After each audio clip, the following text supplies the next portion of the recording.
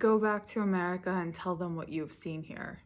This is what a Palestinian woman who I met outside of the Dome of the Rock in East Jerusalem said to me when I told her that I was an American visiting Palestine and Israel for the first time. In the summer of 2022, I spent 1 week on a self-financed and self-planned trip to Palestine and Israel.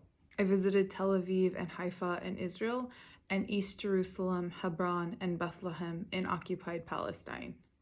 Hebron and Bethlehem, which are both in the occupied West Bank, broke my heart. And Jerusalem felt inspiring due to both its historical and religious significance, and extremely oppressive due to the surveillance, security, and profiling of Muslims and Palestinians in East Jerusalem, which is under military occupation. On this trip, I also visited a Palestinian refugee camp in Bethlehem, where generations of families have lived since the Nakba in 1948. In case you don't know, the Nakba is in Arabic. It translates to the catastrophe in English. And that occurred in 1948 when over 700,000 Palestinians were expelled from their homes and ethnically cleansed by Zionist militias to create the State of Israel. On this trip, I also learned about the illegal Israeli settlement program, which is building settlements throughout the West Bank. Settlements are illegal under international law. They have been condemned by the United Nations, and the settlement program greatly undermines any hope for a two-state solution. On this trip, I also saw the separation wall, which has been built around the West Bank and has been deemed illegal by the International Court of Justice. And on this trip, I met both Israelis and Palestinians who are working to build international awareness about the Israeli military occupation of Palestine. They recognize that the current system which exists is an apartheid system that's imposed on the Palestinians by the Israeli government. Going on this trip for me was an extreme privilege.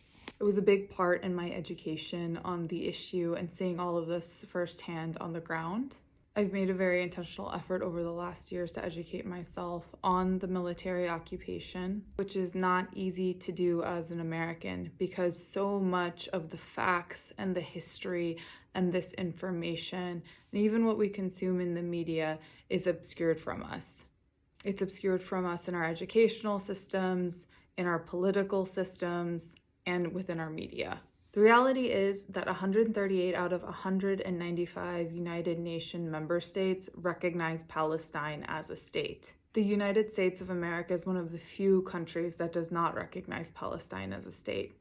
On this trip, on the topic of creating a more equitable future for the Palestinian people, the first thing everybody said, Israeli and Palestinian, was foreign policy and international pressure are the top two things that can actually change policy and actions on the ground there. And that was followed up with a lot more specificity.